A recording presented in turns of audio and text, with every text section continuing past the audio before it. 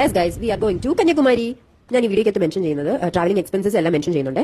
പിന്നെ നമുക്ക് ട്രിവാൻഡ്രത്തും നമുക്ക് എപ്പോഴും കന്യാകുമാരിക്ക് ട്രെയിൻ ഉണ്ട്. നമുക്ക് 3 പേർ കൂടെ ആയത് 190 ആണ് ട്രെയിനിന്റെ ടിക്കറ്റ് ആയത്.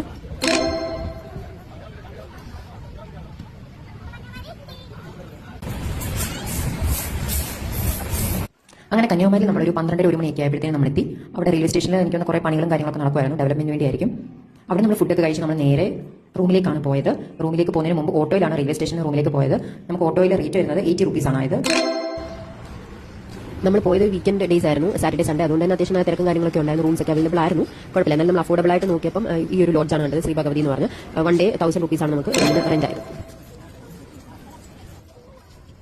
എന്നിട്ട് നമ്മൾ അപ്പോൾ തന്നെ ടിക്കറ്റ് എടുത്തിട്ട് നമ്മൾ തിരുവല്ലൂർ സ്റ്റാച്ചു, വിവേകാനന്ദ പാറ, പിന്നെ പുതിയതായിട്ടുള്ള ഗ്ലാസ് ബ്രിഡ്ജ് കൂടാണ്. അതിനെല്ലാം കൂടെ നമുക്ക് ഒരാൾക്ക് 100 രൂപയാണ് ആവുന്നത്.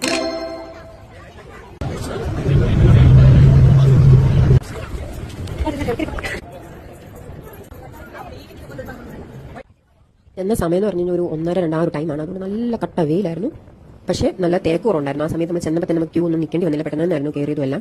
ഇതാണ് ഗ്ലാസ് ബ്രിഡ്ജ്. ഈ ഗ്ലാസ് ബ്രിഡ്ജ് കയറിയിട്ടാണ് നമ്മൾ തിരുവല്ലൂർ സ്റ്റാച്ചുവിൻ്റെ അവിടെ എത്തുന്നത്. അപ്പോൾ ഇങ്ങനെ ഇപ്പം റീസെൻ്റ്ലി പണി കഴിഞ്ഞതേ ഉള്ളൂ, ബാക്കി പണി നടക്കുകയും കൂടാണ്. ഈ ഒരു ഗ്ലാസ് ബ്രിഡ്ജിൻ്റെയൊക്കെ കംപ്ലീറ്റ് ആയിട്ട് പണി കഴിഞ്ഞിട്ടില്ല. പിന്നെ നമ്മൾ തിരുവല്ലൂർ സ്റ്റാച്ചുവിൻ്റെ അവിടെ എത്തി. അതിൻ്റെ അകത്ത് കയറിയിട്ടും കുറേ സ്റ്റെപ്പ് ഉണ്ട്. സ്റ്റെപ്പ് വെച്ചിട്ടാണ് നമ്മൾ ഏറ്റവും ടോപ്പിൽ പോകുന്നത്, സ്റ്റാച്ചുവിൻ്റെ അടുത്ത് ചെല്ലുന്നത്.